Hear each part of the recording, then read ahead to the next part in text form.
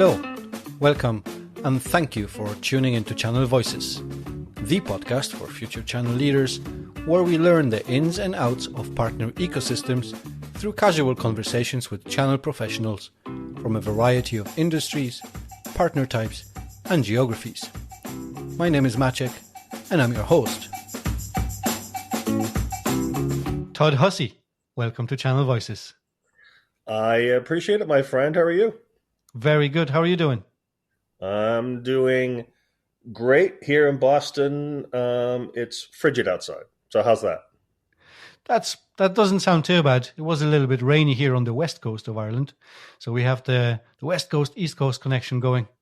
Exactly. I can see you from here, I think. Todd, we'll be discussing something very, very exciting in this episode. I'm delighted to have you on the podcast. Before we kick this off, can you tell me about your background in the channel? Where did you come from? Sure. Again, I'm here in Boston. I've done tech startups, mostly Boston-based startups, for 25 plus years. I've been fortunate to be involved with a couple that have gone public, and being a channel rep to VP of Worldwide Sales. 90-ish% of that business I have done worldwide has gone through the channel. I lived in Hong Kong, lived in Tokyo, traveled the world in 45 countries doing the channel. So I've kind of lived and breathed channel partners for a long time. And about 11 years ago, I went on my own and said, let's take my knowledge and help vendors create their channel programs. And what I brought to the table was something different. It was really more, we didn't use the word partner ecosystem then, but I helped them create a partner ecosystem. And, one of my clients was a small company called Google.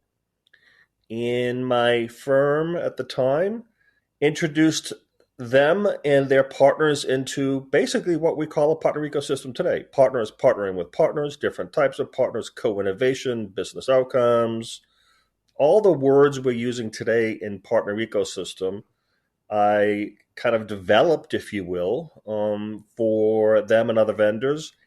And guess what? 11 years later, it has grown up to be SEBS, the SaaS ecosystem and business school, and the foundations program that we're going to talk about. Excellent.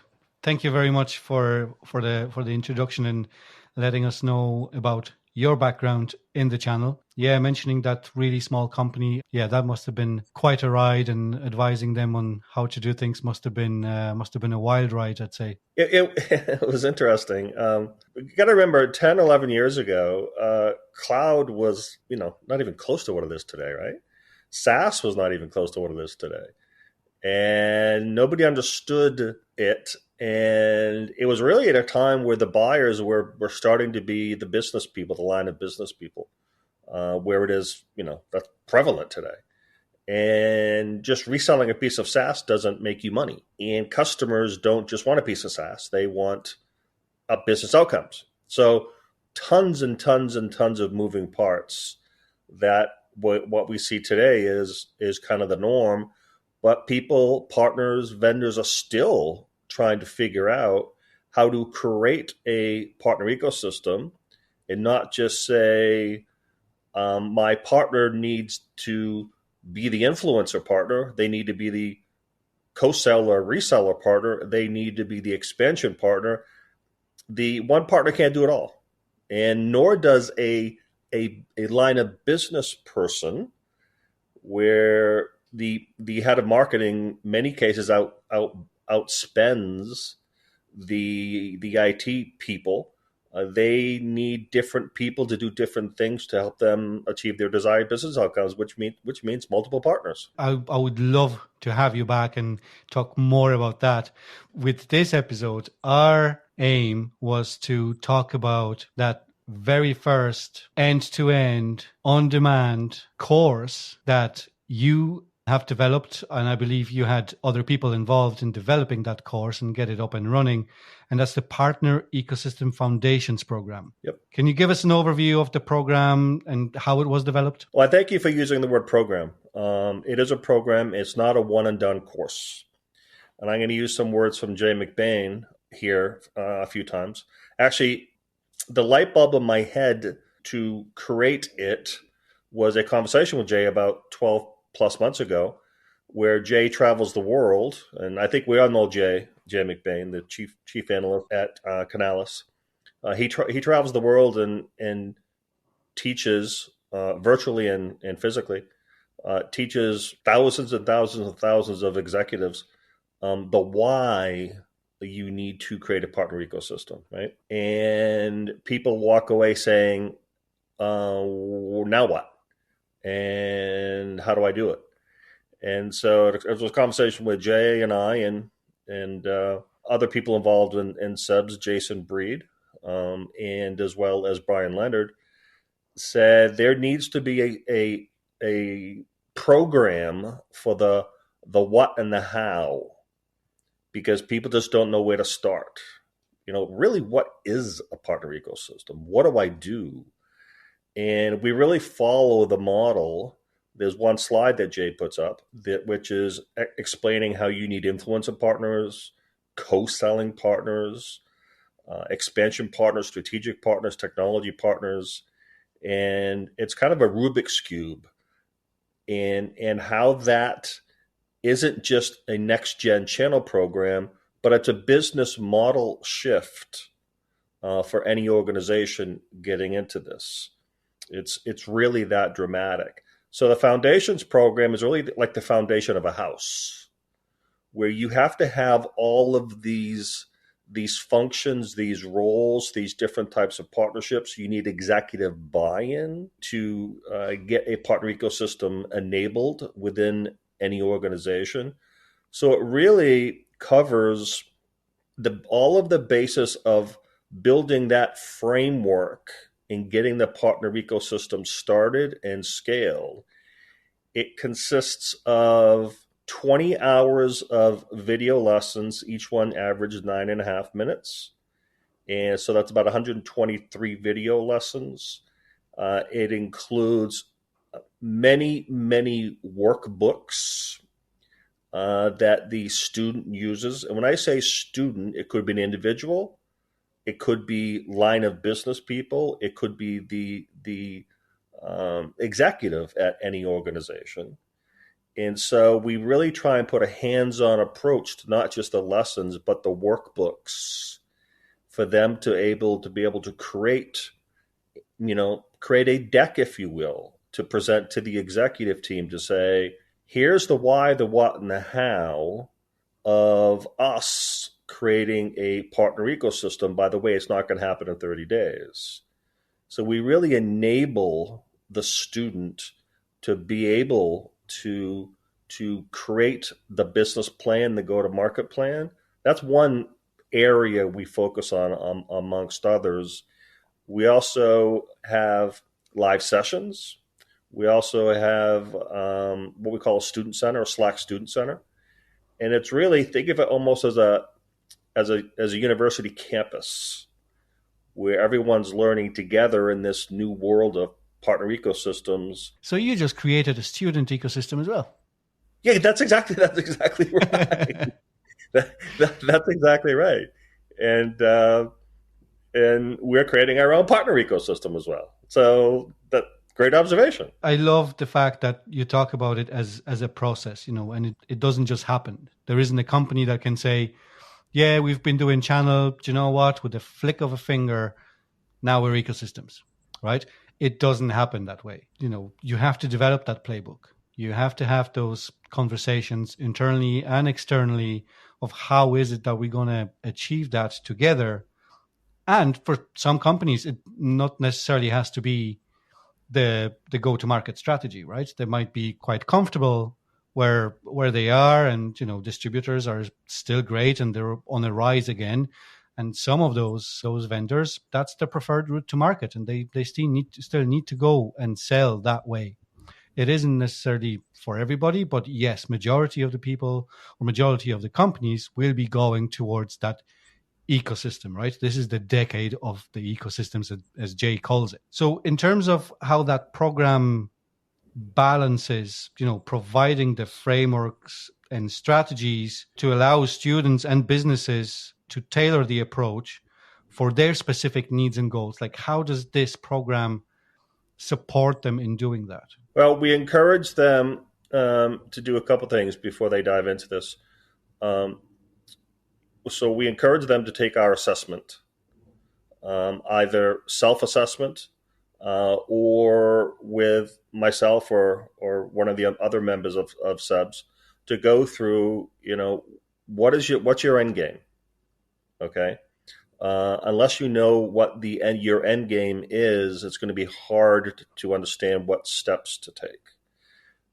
And because it is a journey, it is a marathon, and we emphasize that a lot with the students, the executives, and so on.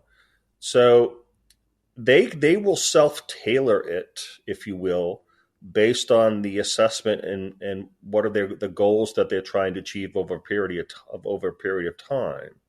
So, again, I visualize a university campus here, and you're going to be taking some 101 courses and some 201 courses and so on, and get into your discipline, if you will, by the time you're, a senior in school. And so it is an evolution, but you have to have a roadmap. And again, the roadmap is the assessment. And the roadmap also is really within the student center, the student ecosystem of everyone learning together. And we're in there as well, members of SEBS, helping guide them and taking our expertise and helping them in this journey. So you said it is a journey, it is a marathon. During that journey in that marathon, and this comes from maybe a couple of years back, but it's still happening, and it's happening faster than ever before, that we have new types of partnerships. There are new companies coming in. They are trying to disrupt what we know today. Some of them are being very successful at this. So how is the program going to stay up to date with all those changes that are happening so fast? That's a great question. So speaking of ecosystem, we mentioned the student ecosystem. We're also creating an ecosystem of guest instructors and bringing in their own expertise, because like any partner, you can only do so much on your own. So we're being very selective of bringing in some experts in some very specific areas that are bringing their own specialty, if you will, basically helping the community, helping our ecosystem be smarter every day. And on top of that, we have a roadmap of many lessons and courses that are going to be coming out starting next month, such as what's the business of recruiting partners? Because that's a business. Because there's different types. It's not just going out and recruiting more MSPs, as an example. Okay? There's different types of, influencer, expansion, strategic, technology, and so on. So now that's a big plank, if you will, a big playbook and lessons of the business of recruiting partners. Second one is in another right alongside of that, the business of enabling partners. It's a new world of enablement right now, a new world. Again, going back to different types of partners and how are they going to work within the ecosystem. And another plank, if you will, is the business of managing partners. And that's a major part of creating an effective ecosystem. And then the business of how do we scale our business and scale this whole thing. So we have a pretty aggressive roadmap of future courses and content, which includes also our guest expert instructors. Thank you. That's pretty cool what you said, that you're bringing in those guest speakers. for them to provide their perspective on what they have learned out there as well, as those things change, as new players come into the picture of the ecosystem. And you said something that reminded me of that quote that I put out on LinkedIn a couple of days back, maybe a little bit longer, but it was by Mother Teresa. And it basically says, I can do things you cannot. You can do things I cannot do. Together, Exactly. we can achieve great things. It's 1 + 1 = 3, right? Right. It's just, I just thought that summarizes partnerships in such a great way. We talk a lot about they have to be symbiotic, right? You have to have similar values. We even go into similar cultures, right? And we had an interview with a wonderful person, Nidhi Gupta, who is at VMware, and she told the story of she started the partner ecosystem business at a major Fortune 500 company, and her boss said, "Go into this room of executives and explain partnerships to them." And she's like, "Oh boy, how do you do that?" So she had to really, I won't say the word dumb it down, but she needed to tell a way to describe partnerships that they would relate to. So she talked about marriages, which makes sense to me. And I've always said that ironic that she said that, because for 25 plus years, I've talked about partnerships as marriages, because we're in this for the long haul. It's got to be win-win. It's got to be symbiotic. It's going to be tough times. It's going to be great times, but together it's 1 + 1 = 3. I'm glad you mentioned that, there has to be alignment on things like values, culture. I think some maybe do not disregard it or ignore it, but maybe unwillingly go into partnerships not thinking about it and being intentional about it, right? And that's something that we have in common, I think. I mean, this podcast is all about bringing value to people who will lead the channel and the ecosystem in the near future. They come to this show to learn from people like yourself and other guests that we have had on the podcast to date, to get that value, to learn in a different way, right? Not in a classroom environment, which today doesn't exist. It doesn't. Right? I mean, nobody teaches partnerships. This on demand, and I'm going to use the word program because, like you said, it isn't really a course, right? It's a program that is ever evolving, and there's new things coming into it, and there's different way of learning it rather than just watching a video or listening to podcasts like mine. It's more interactive, and there's so many different things that you do offer. And I think that symbiosis, which has to exist to have an ecosystem between SEBSchool and Channel Voices podcast, Yep. is so great. And we connected so quickly when I reached out to you, and I was like, what is this program? I need to know more about this. And we clicked straight away because it is like a marriage, right? It does fit together. We, Channel Voices potentially is complementary or maybe even introductory for some people when they come and listen to this podcast before they think of taking part in a program like yours, in that Partner Ecosystems Foundations program, right? Which, by the way, guys, you can find the link in the show notes. You can click on that link, which will take you straight away to SEBSchool. But Todd, thank you so much for coming onto the podcast, but B, providing that experience for people, that those foundations that they will need. Because we all hear the big words. We all hear what Jay is preaching out there and has been for quite some time, what Canalys is doing, right? I mean, these are all great things, but a lot of people, a lot of executives, not only executives, right? But people who have to go and execute that strategy, they're asking the same questions. How? How do I do this? We hear it, and Jay makes it, sound so simple. But there are so many different steps, so many different areas that we need to look at what is our mission, what is our end goal, right? And that assessment that you mentioned, that's going to help them to go through that process and write that out and have a manifesto for their business and understand how they're going to go to market, who should they be partnering with, and how those partners can work together to benefit the end customer at the very end, right? Because that's what it all matters. And I think that, customer-centric thing also has to come into play here. And I'm sure some of that is included in the Foundations program.